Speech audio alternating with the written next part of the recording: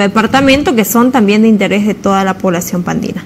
Le damos la bienvenida a la doctora Nadia Cruz Tarifa, quien es defensora del pueblo nacional. Muy buenas noches, bienvenida al programa.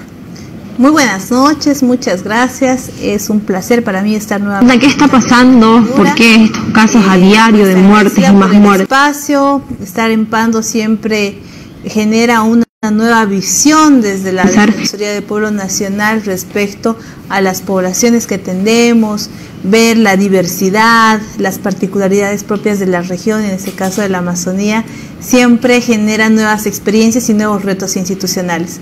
Pues sí, hemos llegado el día de hoy, ya hemos iniciado una agenda de trabajo bastante importante que no dista mucho de lo que acabamos de ver en los videos, más bien están muy relacionados.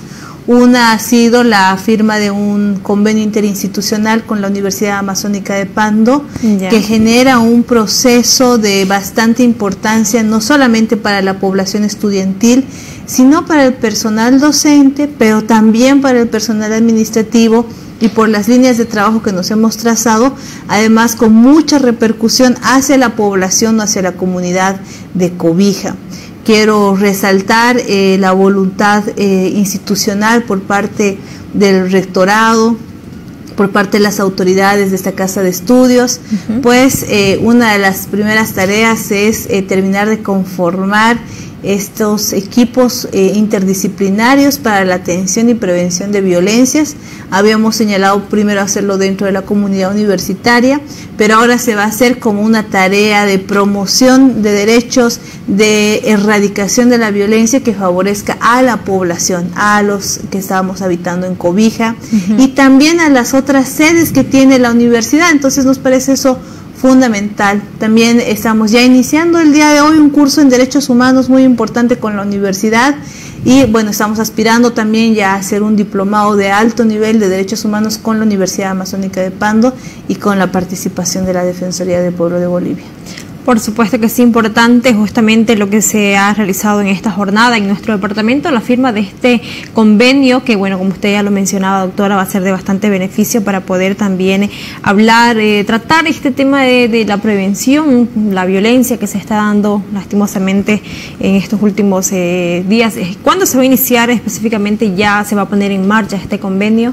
Ya hemos iniciado. Hoy día, prácticamente. Ya hemos iniciado, ya hemos lanzado el curso de Derechos Humanos.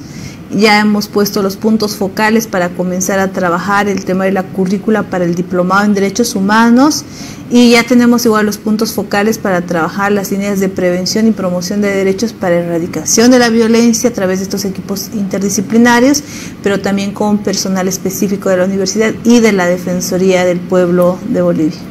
De repente, bueno, siempre hay esta incógnita, ¿no? Y justamente hoy día usted habló algo que realmente a mí me llamó la atención, el tema de que no es de ahora que se viene realizando este tipo de capacitaciones o de convenios para tratar este tema de la violencia, mas sin embargo esto continúa y cada vez crece más. ¿Hay algo que se está haciendo mal quizás? Bueno, usted lo decía hoy día, ¿qué estará pasando ahí que en vez de disminuir los casos se están aumentando, se están incrementando? Nosotros hacíamos una revisión sobre el porcentaje del índice de violencia en nuestro país y un dato frío, pero que sí es significativo, es que cuando ingresa la vigencia la 348, allá por el 2013, si no recuerdo mal, en relación a las denuncias registradas hasta el 2020, pareciera que ha habido un crecimiento del 113% de denuncias de casos de violencia.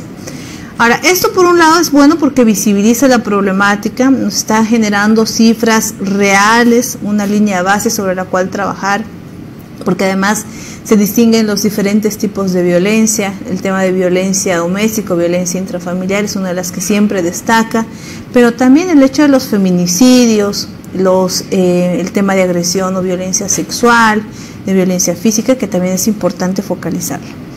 Por un lado es bueno porque tenemos registros públicos, oficiales e información que nos permite avanzar. Pero por otro lado uno hace una evaluación respecto a las tareas de prevención o de promoción.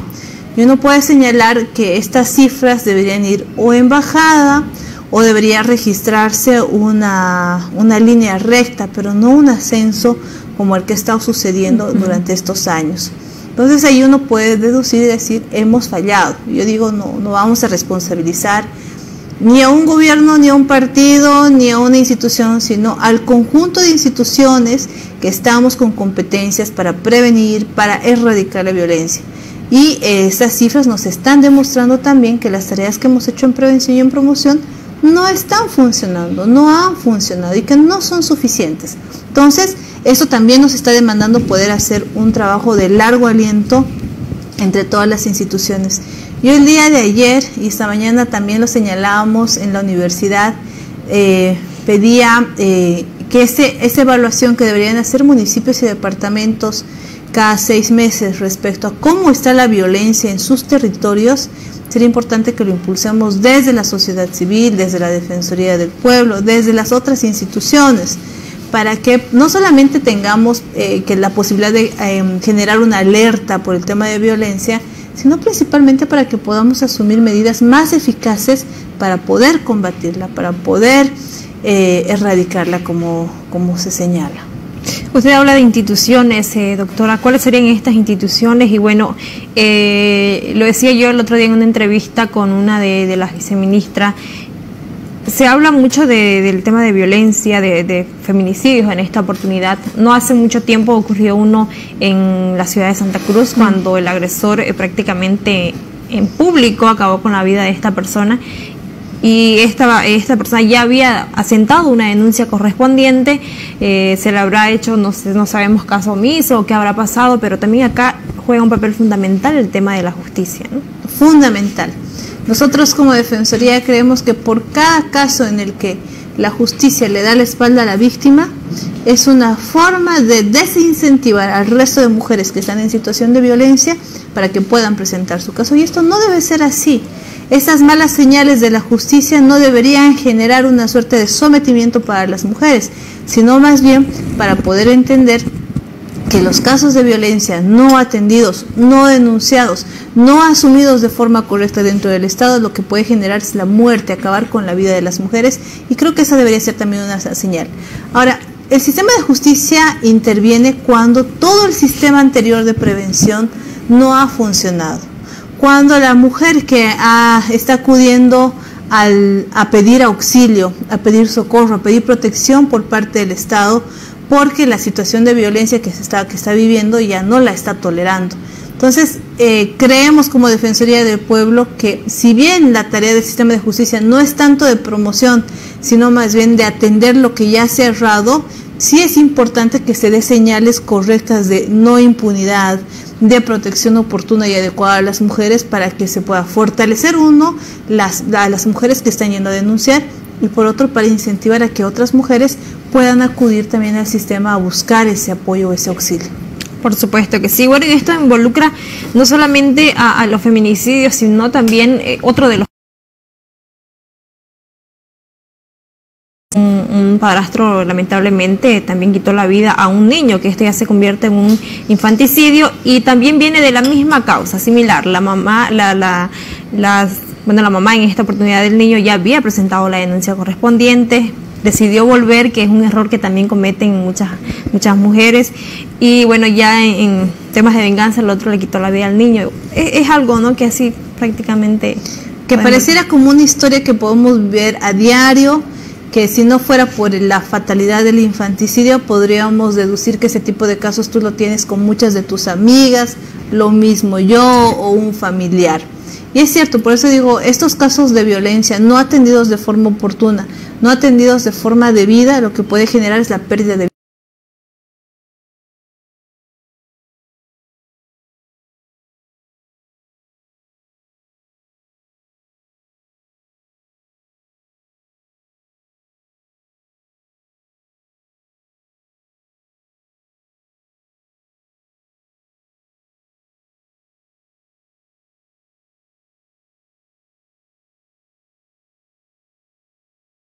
Respectivamente. Ahora, en Bolivia, el año 2020 se han registrado la suerte de ver la psiquis del delincuente, y realmente se lo hace con mucha hazaña, con mucha violencia hacia los niños particularmente. Nosotros hemos extrañado que pese a que han existido alrededor de 51 casos durante el 2020, no se han generado medidas específicas para combatir el infanticidio desde las entidades territoriales autónomas, pero tampoco ha habido una política pública nacional para poder frenar ese tema, por un lado. Y por otro lado, nos llama mucho la atención que el Sistema Universal y el Sistema Interamericano habían señalado que la pandemia de la COVID-19 tenía como más víctimas o como mayor situación de vulnerabilidad para las mujeres, pero también para niñez y adolescencia. ¿Por qué? Porque la niñez y adolescencia estaba siendo prácticamente encapsulada con sus agresores, sin ningún tipo de posibilidad de pedir auxilio.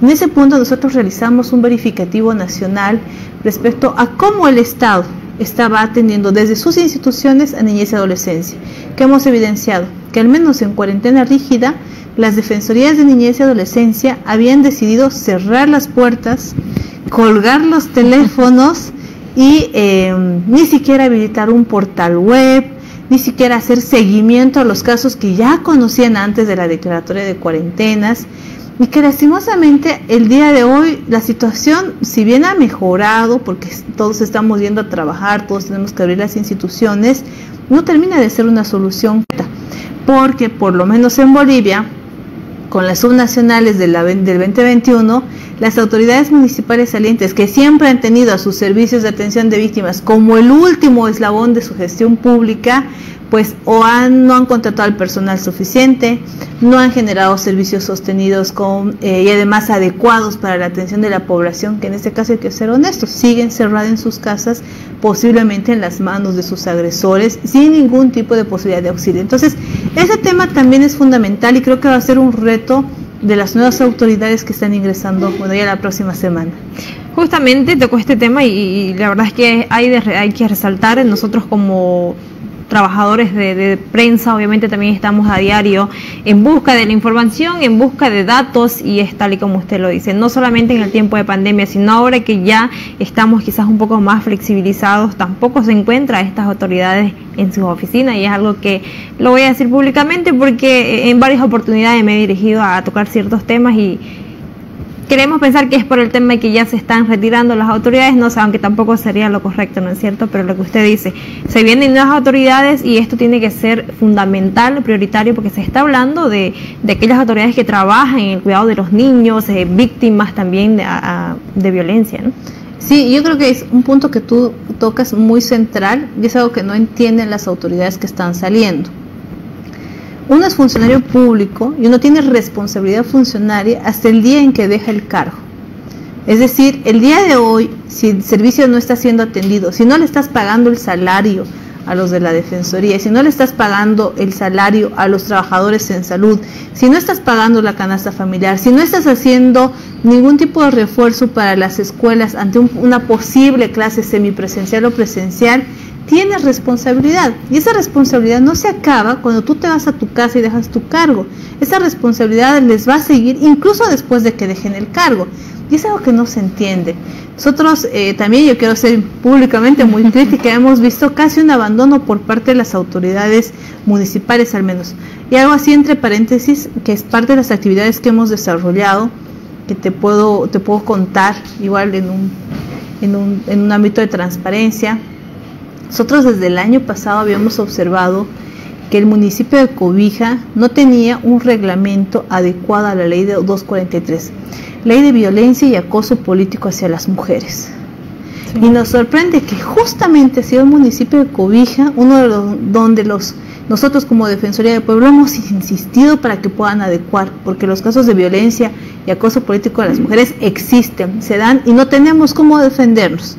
Y en Cobija, gracias a este consejo municipal que ha salido, tenemos que decirlo, las mujeres que vayan a venir a ejercer no tienen cómo defenderse, porque ese reglamento que tienen actualmente no se adecua a la 243, trata el tema de violencia y acoso político de forma generalizada, sin situar a la mujer en el centro, y eso nos parece detestable. En cambio, otros municipios como el de Volpebra, justamente hoy, ¿no? Sí, que hoy nos entregaron su reglamento adecuado a la ley 243, y algo muy lindo que dijeron las concejalas, y yo creo que eso es ser autoridad y eso es ser funcionario público, más en el caso de mujeres. Ellas decían Nosotros nos estamos yendo y dejamos este reglamento porque creemos que va a ser un mecanismo para que las compañeras que están ingresando, no importa el partido que sea, para que estas compañeras que están ingresando tengan un mecanismo para defenderse. Tú dices, ¿cómo no pueden ser todos los funcionarios públicos de esa forma? Más en el caso de mujeres, cuando sabemos, tú para que estés en este lugar sentada, yo para que esté en este lugar sentada, no hemos venido solas, hemos venido de una lucha de muchas mujeres que han abierto espacios de trabajo, espacios públicos para que nosotras podamos estar y con seguridad, con mayor posibilidad de defendernos de lo que ellas han tenido. Entonces, creo que eso también es importante destacar, el ser funcionario público, el ser servidor público y el entender que tu responsabilidad es hasta el último día y la coherencia con tu población, en el caso de las mujeres, con las mujeres que están detrás de ti, debería ser hasta el momento en que dejas tu cargo y todo, y bueno, en el caso de los defensores de derechos humanos, toda la vida. Perfecto. Se va a trabajar, hay mucho que trabajar, me imagino también usted como autoridad nacional con relación al ingreso de las nuevas autoridades, plantearles quizás estos temas que son de importancia y usted lo dijo hace un momento, están prácticamente en lo último de la lista de las autoridades para poder prestar atención a estos temas. Sí, por supuesto. Nosotros sí hemos visto con mucho beneplácito que varios municipios que están saliendo están dejando promulgadas muchas normas en beneficio de poblaciones en situación de vulnerabilidad. El día de mañana estamos yendo a ver justamente la promulgación de una ley municipal en beneficio de adultos mayores en Filadelfia, si no recuerdo mal. En Puerto Rico, perdón. Sí, después hemos trabajado mucho en leyes municipales para la protección de huérfanas y huérfanos víctimas de feminicidio, para una atención y protección integral. En este caso también se va a generar una norma importante, esta de violencia y acoso político, que nos parece fundamental. Ahora, ¿qué es lo que nosotros estamos preparando con las nuevas autoridades? Primero, proyectos de modelo de leyes municipales o de reglamentos para el tema de huérfanos víctimas de feminicidio, personas con discapacidad, personas adultas mayores, leyes municipales de atención o de protección priorizada para el tema de violencia de género. Estamos viendo la adecuación o reglamentos modelo para las comisiones de ética para atender acoso y violencia política hacia las mujeres. Y algo que, mira, yo te digo de corazón que a mí me gustaría que realmente sea apropiado por parte de los municipios. Es una caja de herramientas específica para defensorías de la niñez y adolescencia, especialmente en municipios A y B, que son los más pequeños, para atender casos de violencia sexual contra niñez y adolescencia. Entonces, les estamos preparando como pequeñas herramientas que les van a facilitar su trabajo, desde cartas modelo, memoriales modelo, notas de derivación modelo, informes modelo, etcétera, que a veces uno piensa que es insignificante, pero te aseguro que al funcionario público uno le facilita hartísimo el trabajo, y eso que genera que puedas atender a más población o de mejor manera una atención de más calidad en lugar de meterte en el ámbito burocrático. Eso vamos a hacer con las autoridades que están entrando, y además estamos ingresando también con la población de niñez y adolescencia, en este caso en el ámbito estudiantil, especialmente en áreas rurales, en centros de acogida, en centros de reintegración social, igual con material educativo para que ellos puedan identificar los casos de violencia y sepan que deben denunciar y más o menos dirigir hacia dónde podrían denunciar, además de poder asistir a la Defensoría del Pueblo. Justamente hoy se llevó a cabo una actividad de esta, doctora, coméntenos, en el CDGES, donde se ha empezado a tocar este tema de violencia y también el bullying, que es... a veces uno ve solamente en las novelas, dice, ¿no? ¿Será que eso existe? Uno dice en la vida real el bullying, pero hay también, ¿no? Existe. Y Bolivia ha tenido casos muy fatales en temas de violencia escolar. Casos en los que muchos chicos, incluso como consecuencia de ese tipo de violencia, han llegado a perder la vida. Otros han llegado a quitarse la vida o han generado procesos de depresión casi, no voy a decir irremediables, pero con secuelas bastante importantes. En este caso, sí, el día de hoy hemos ingresado al centro de acogimiento acá en Cobija, hemos estado con la gobernadora, con la doctora Paola, y pues además de entregar el material, pues es un incentivo para que esta población pueda generar este proceso de reconocimiento de violencias. Y bueno, un tema que también se ha tocado el día de hoy, muy de pasada sí, pero yo quiero resaltar, es que esta población le ha dicho a la gobernadora y le ha dicho a la juez de niñez y adolescencia que no quieren quedarse en los centros para toda su vida, que ellos quieren salir y que ellos quieren tener una familia. Entonces eso nos ha parecido importante porque realmente a veces hay que escucharlos para poder entender y comprender que no solamente es darles condiciones de vida para que puedan estar en el lugar, sino algo que no se discute muy regularmente, es el derecho a tener una familia, el derecho a poder tener una madre, un padre, sea adoptivo, o que tu padre y tu madre que pudieron haber fallado en un hecho de violencia, sepas que le está haciendo algo para que ellos se enmenden y tú poder volver a ese hogar, ver una condición segura. Entonces creo que eso también ha sido bastante valioso. ¿Cómo ha observado justamente este hogar para niños, doctora? Bueno, nosotros hace años que le hacemos seguimiento a este centro de acogimiento y es la segunda vez que ingreso al mismo centro. Entendemos que las condiciones en infraestructura han ido mejorando con el tiempo, pero todavía falta, ¿no es cierto? El tema de agua potable es una de las debilidades que todavía se tiene. El tema del acceso a internet, ahora con educación a distancia, ellos no contaban con una sala de computación que sea que se acople a la cantidad de chicos que están para que ellos puedan asistir. La cantidad de educadoras siempre es insuficiente, la asistencia integral, la biblioteca. Yo recuerdo que, y eso justamente me llamó la atención, y cuando nosotros hacíamos verificativos, tú ibas a la biblioteca de los chicos y podías encontrar una revista de los años 80 que ninguno de los chicos va a leer y que además no le aporta nada en su desarrollo. Entonces son todavía cosas que hay que ir mejorando, pero bueno, al igual que los otros centros de acogimiento a nivel nacional, pese a que aquí hay un buen trabajo de la juez de niñez y adolescencia, es el tema de poder integrarlos a una familia. Creemos que ese siempre es el reto de un centro de acogimiento, más allá de que le des una bonita cama y buena ropa, estos chicos quieren salir de ahí. Y creo que es la obligación del Estado, no lo creo, estoy segura que es una obligación del Estado poder facilitar aquello. Perfecto. Bueno, estábamos comentando ya también a grandes rasgos el tema de los feminicidios, infanticidios que se han dado a nivel Bolivia, ¿no? Porque si bien en Pando, bueno, se ha registrado uno justamente al inicio de esta gestión lamentable en el penal de Villabuch, sin embargo a nivel Bolivia hasta solo en lo que vamos de este año, que estamos en abril, son 31 casos ya prácticamente de feminicidio, doctor, algo que preocupa bastante, ¿no es cierto? Justamente ayer, algo que conmocionó al país entero también, esta pareja que ha perdido la vida. Sin embargo, también se habla el tema de que podría tratarse de un feminicidio más. Bueno, solamente aclarar que son ya 38 casos de feminicidio a nivel nacional. Este último, justo de la pareja, es un caso que todavía está en investigación. Pero más allá de que si fue o no fue un accidente, la forma en que sucedió, etcétera, si eso no es un feminicidio, sí hay testimonios que señalan que la situación de violencia era latente dentro de esa pareja, donde evidentemente la mujer también era víctima.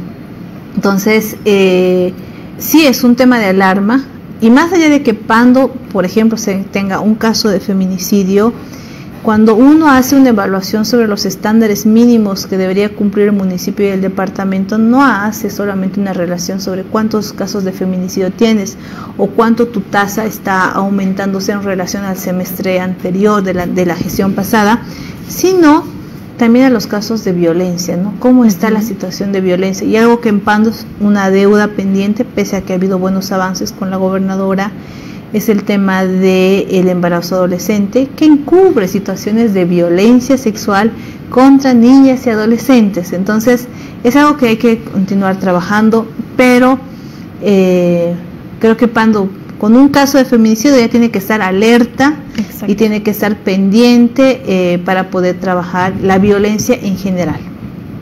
Acá viene también lo que yo comentaba hace un momento, doctora, el tema de en muchas oportunidades las mujeres van y denuncian y luego se retractan. Esto también, ¿qué se podría hacer al respecto? Poco o nada se puede hacer, ¿la opinión? En realidad, la obligación del Estado, al momento de que una mujer ingresa y presenta una denuncia de violencia, no es esperar la voluntad simplemente de la mujer, porque hay que entender algo: una persona que sufre violencia es una víctima.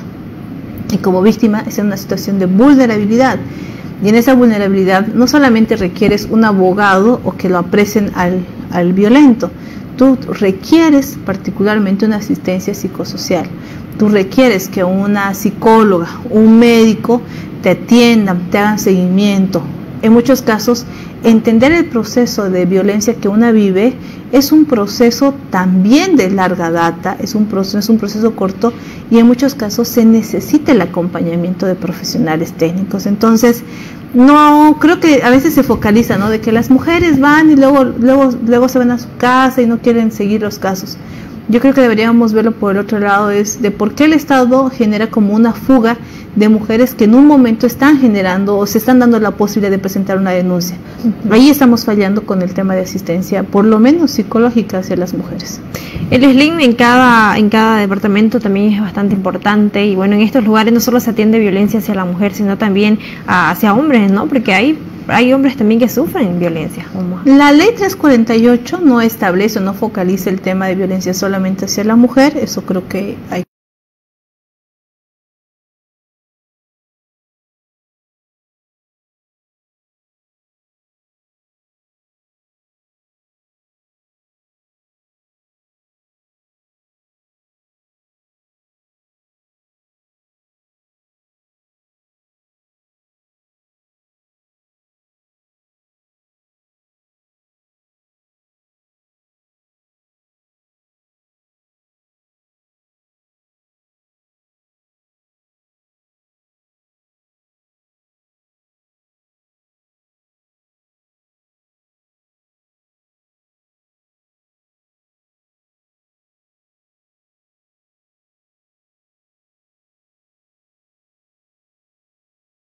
Un momento de que hacía falta el tema de la implementación de Defensoría de la Niñez en este caso. Nosotros queremos trabajar por lo menos focalizado en el departamento de Pando y otros donde se ha registrado un alto índice, por dos líneas. Una es el tema de la prevención del embarazo adolescente, como se llama, que yo te reitero, eso encubre una relación de violencia hacia las niñas y adolescentes. Entendemos que aquí ya hay una política pública en el departamento. Nosotros como Defensoría, incluso la universidad, ha mostrado voluntad para sumarse.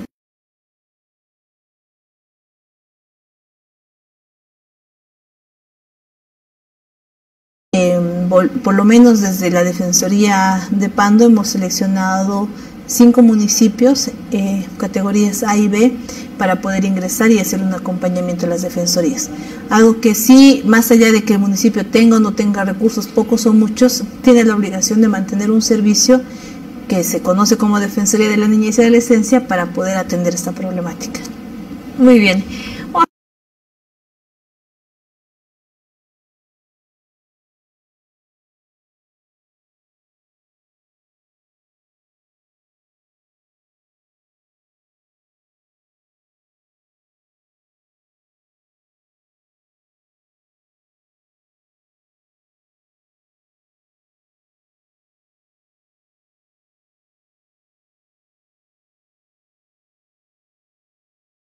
Es cierto, usted lo decía hace un momento, los niños quizás están encerrados dentro del hogar, y bueno, se ha visto todo este tema. También tenemos entendido que se ha hecho o se está haciendo seguimiento al tema de las vacunas. Sí, en el tema de la pandemia y de COVID-19, nosotros durante el 2020 iniciamos todo un proceso de seguimiento a las políticas de atención y protección, sobre todo porque la primera ola cayó de sorpresa, más o menos, porque en la región ya teníamos como información de meses pasados, pero hicimos una evaluación y sacamos un informe especial titulado COVID-19 y Derechos Humanos, en el cual evidentemente una de las falencias, dentro de muchas, es que las políticas de prevención y atención no fueron suficientes para poder atender la pandemia, y que lastimosamente la ausencia del fortalecimiento de servicios de salud, al menos de tercer nivel, a nivel nacional, con este tema de los respiradores, el tema de corrupción, ha generado una incidencia directa con la afectación de la vida de la población. Y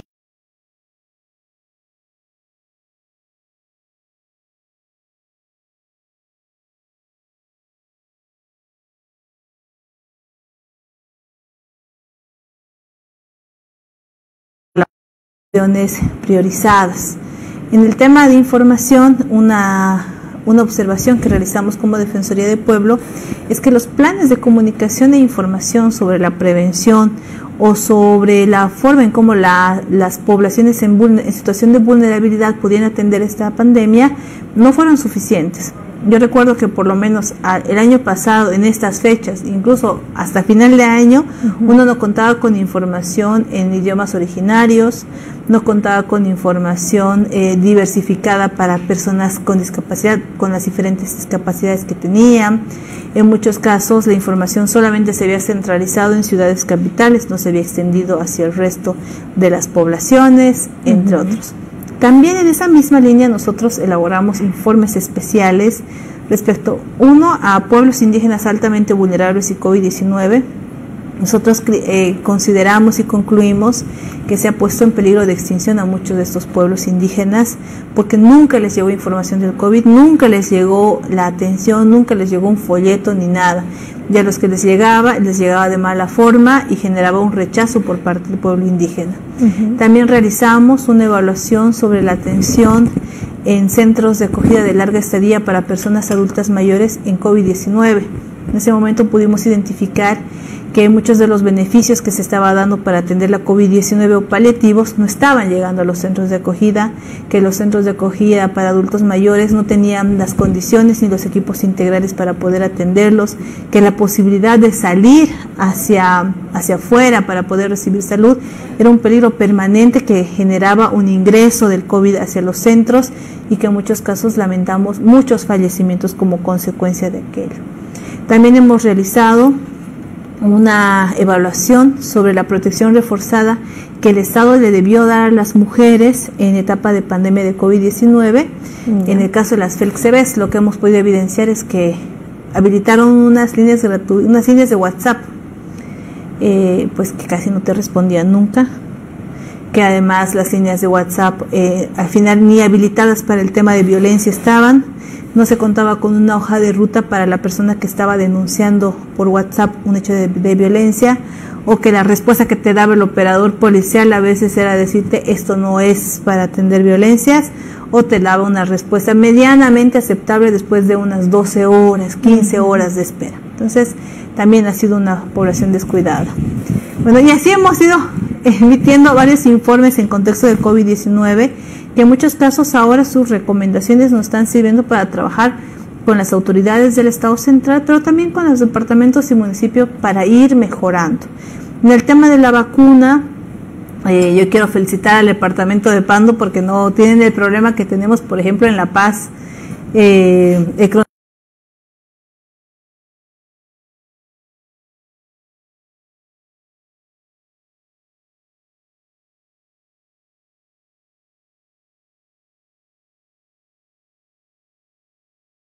hemos extrañado que pese a que han existido alrededor de 51 casos durante el 2020, no se han generado medidas especiales, que en muchos casos ahora sus recomendaciones nos están sirviendo para trabajar con las autoridades del Estado central, pero también con los departamentos y municipios para ir mejorando.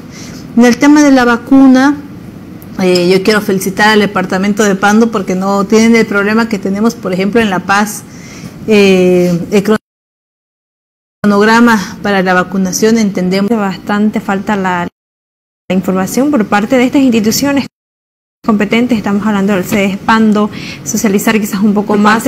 Acá viene pero algo también que juega en contra, doctora, y es el tema de socializar quizás un poco más. Acá viene pero algo también el tema de que se estaría inyectando no la vacuna sino un chip, y son varios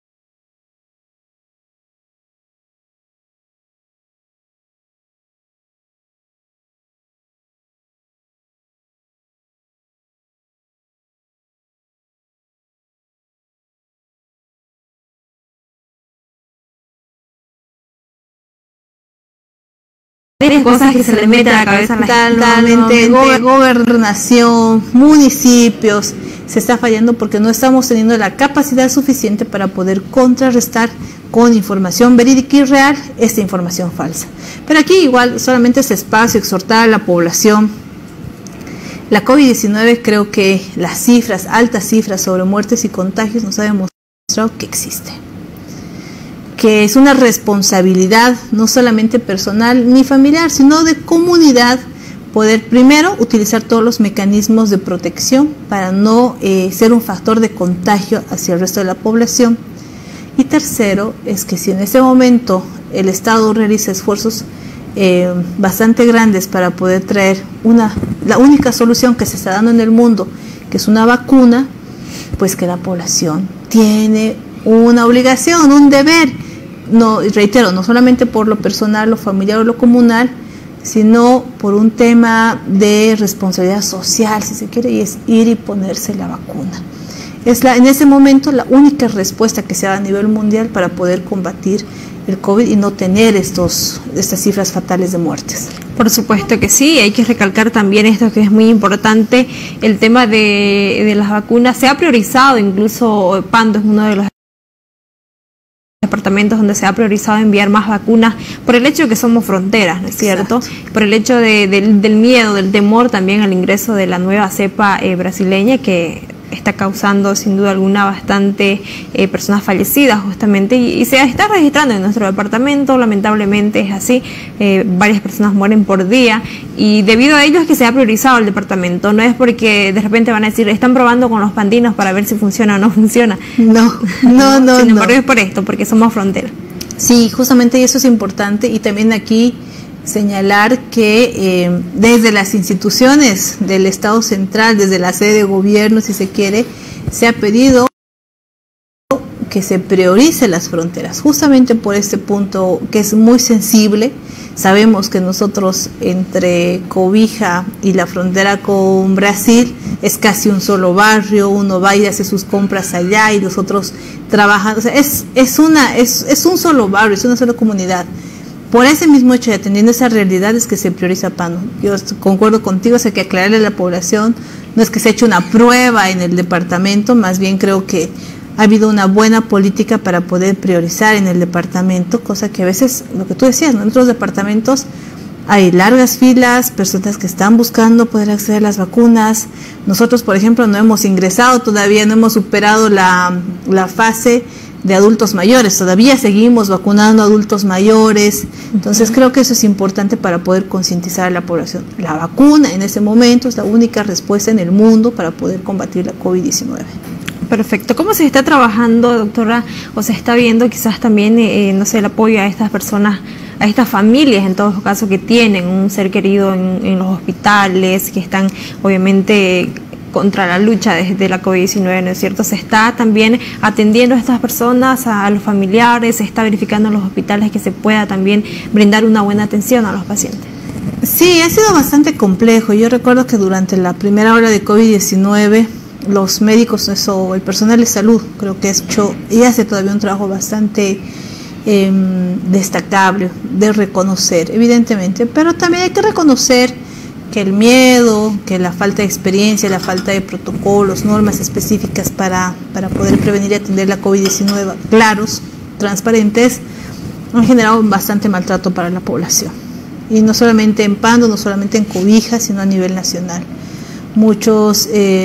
Tenemos diferentes tipos de denuncias en la Defensoría. Unas sobre negligencia, sobre barreras de acceso para poder acceder a los servicios de salud, muchos casos igual yo creo que también, bueno, sé que ha pasado también acá en Cobija, gente que tenía que llevar a su familiar de centro a centro, que no les recibían a los pacientes, muy doloroso también. Creo que eso autocríticamente tenemos que reconocerlo desde el sector salud y desde los otros sectores, que ha sido un error. También el tema de los fallecidos, ¿no? Cómo se ha manejado el tema de cuerpos. En algunos departamentos hemos tenido casos donde se han instalado una suerte de fosas comunes totalmente ilegal, atentatorio contra los derechos de los muertos, porque como el derecho al honor hay un derecho ahí, pero también de los familiares que quedan por el derecho a poder, el respeto de sus tradiciones culturales, para poder dar el rito de paso, para poder despedir a sus seres queridos. Entonces hay varios errores todavía que todavía persisten. En estos casos es muy complejo poder atender este tipo de denuncias, particularmente en servicios de salud, porque hay que reconocer, nuestros servicios aún tienen carencias respecto a su capacidad resolutiva para poder atender la demanda de la población. Los trabajadores de salud en Cobija creo que no les están pagando su sueldo, sí, entonces eso es complejo también, no saben cómo se puede seguir trabajando cuando no te están dando la retribución necesaria. Ellos también son seres humanos, necesitan llevar el pan del día a su casa, y creo que el alcalde no lo entiende ni lo comprende, pero bueno, ese es otro tema. Entonces es bastante compleja la situación, pero sí hacemos gestiones, hacemos verificativos, también acompañamos a las autoridades del municipio, del departamento en las campañas de información, en las posibilidades de fortalecer con donaciones, con pedidos al Estado central para fortalecer los servicios. Justamente hablando del departamento, y bueno, usted tocó este tema que es muy importante, el tema de salarios, ¿no? Pero como usted lo decía, es otro asunto. Sin embargo, también, doctora, justamente ayer el Ministerio de Salud se ha llevado las 2 ambulancias que se tenía, las únicas 2 ambulancias prácticamente disponibles para el Hospital Mesuti, que era la responsable de poder hacer el traslado de los pacientes con COVID en estado grave, o de la misma forma para ir a hacer su estudio correspondiente a otro hospital. Y bueno, se ha quedado prácticamente el Hospital Mesuti sin ambulancias. Nos decía hoy justamente el administrador, se ha gestionado para que una de estas ambulancias se quede hasta más o menos el 10 de mayo, pero nos indican de que no vamos a poder sacar porque son ambulancias que son para odontología más o menos. No se va a sacar la camilla, nos dijeron que no le toquemos nada, y entonces prácticamente es como que no vamos a poder utilizarla. ¿Se va a ver este tema quizás, aprovechando también su presencia usted acá en el departamento? No, por supuesto, no se puede señalar que tenemos un centro de salud funcionando si no cuenta con las herramientas necesarias para su funcionamiento. En este caso nos comprometemos institucionalmente para hacer las gestiones, no solamente en el departamento, sino al Estado central.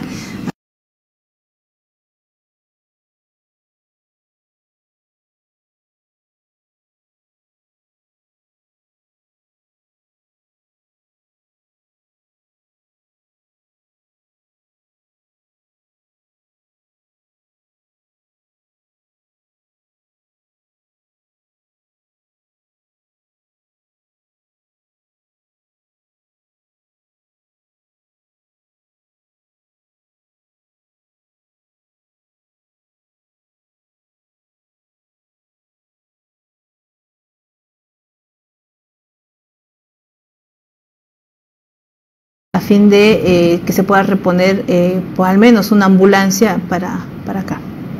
Perfecto, muy bien. Vamos para ir cerrando ya y así tiene que entenderlo, pero es importante que el gobierno pueda emitirlo. En este caso, todos los organismos internacionales, Comisión Interamericana de Derechos Humanos, la Alta Comisionada de Naciones Unidas para los Derechos Humanos, ha recomendado a todos los estados de la región generar todas las medidas posibles de deshacinamiento a fin de que se pueda priorizar a poblaciones en situación de vulnerabilidad, personas adultas mayores, personas con enfermedades de base, personas con discapacidad, mujeres, etcétera, para que puedan acceder o puedan ser liberadas, sea amnistía, indulto u otro tipo de beneficios. Yo reconozco, en Pando ha sido el primer departamento, además contamos con una mesa interinstitucional que todavía sigue funcionando, creo que eso hay que destacar, todavía el amnistía e indulto sigue abierto, está abierto por 1 año, vamos a continuar trabajando en ello, pero es fundamental. Es fundamental continuar con el trabajo, pero acá yo quiero hacer una reflexión al sistema de justicia. El hacinamiento carcelario no deviene o no es una consecuencia del mal o buen trabajo que pueda realizar el régimen penitenciario. No es una consecuencia sobre la tasa de criminalidad o no que pueda existir en el departamento, no. El hacinamiento carcelario, si uno ve en Bolivia, tradicionalmente el 70% corresponde a detenidos preventivos. Es decir, que de toda esa población carcelaria, 30% seguramente tiene una sentencia condenatoria para que esté esa persona privada de libertad, mujer u hombre. Y aquí nos dice, ¿qué es lo que hace el sistema por el resto? Porque esas personas no tienen una situación jurídica ya definida. ¿Por qué las fiscalías, los jueces penales, los tribunales, jueces de instrucción, no terminan de generar procesos de fiscalización para que la gente, si bien tiene que purgar una pena, si bien tiene que ser sometido a un proceso, no se la puede tener en condiciones indignas e inhumanas? Nuestras cárceles, nosotros lo hemos dicho públicamente desde febrero, oficialmente desde febrero del 2019, no reúnen las condiciones mínimas de infraestructura que respeten la dignidad humana de las personas privadas de libertad. El hacinamiento carcelario en algunos departamentos sobrepasa el 600%, y eso significa que en esos espacios es imposible, y acá tampoco, en Villa Bush no, es imposible que se pueda generar una suerte de distanciamiento como el que tú y yo tenemos. Es imposible. En este tipo de centros carcelarios, además, es un peligro inminente que si una persona ingresa contagiada a ese centro penitenciario, es muy probable que va a contagiar al resto de población, y ahí hay que decirlo, no contamos con servicios de salud en los centros penitenciarios 24 horas, 7 días a la semana, son precarios. El tipo de alimentación que se da en los centros, con los prediarios, en los centros penitenciarios, tampoco es que va a fortalecer sus defensas ni nada. Entonces, creo que aquí también hay que reflexionar. La amnistía y el indulto es una medida paliativa buena, saludable, que en este caso ha sido menos burocrática, eso yo quiero destacar, y ha sido focalizando a las poblaciones en situación de vulnerabilidad, pero el hacinamiento se tiene que combatir desde el origen del mal, y es el sistema de justicia que tenemos en nuestro país. Perfecto. Doctora, ya para cerrar la entrevista, mañana también tiene previstas otras actividades, ¿cuáles son? Sí, nos estamos yendo Puerto Rico, Filadelfia, vamos a ver la aprobación de leyes municipales en favor de poblaciones en situación de vulnerabilidad, estamos ingresando con población de niñez y adolescencia para ver el tema de violencia escolar y el tema de violencia sexual contra niñez y adolescencia. Entonces va a ser una agenda bastante grande, y bueno, el viernes estamos retornando a Cobija y voy a ingresar a Villa Bush a tener un encuentro con las personas privadas de libertad. Una vez más también, doctora, aprovechando su presencia acá, el llamado a las nuevas autoridades que ya van a estar prácticamente desde la otra semana al mando de todo un departamento y de los diferentes municipios. Una exhortación pública y muy fraternal a las nuevas autoridades municipales y del departamento para que la gestión pública en una etapa de pandemia, con las enseñanzas que nos está dejando la COVID-19, debe dar un giro. Necesitamos autoridades públicas que hagan gestión municipal y departamental con un enfoque de derechos humanos, respetando la diversidad de las poblaciones que componen o que están dentro de nuestros territorios, además de la interculturalidad, sin que nadie quede atrás, sin que nadie quede de lado.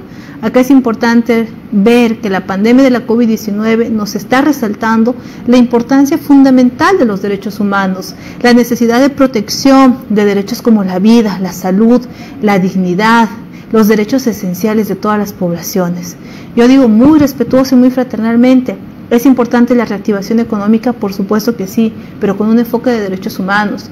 Es importante la construcción de infraestructura, trabajar en el tema de desarrollo arquitectónico dentro de nuestros municipios, dentro del departamento, sí, pero hay que priorizar al ser humano. Y una de las políticas que nosotros exhortamos públicamente a estas autoridades es priorizar la erradicación de la violencia.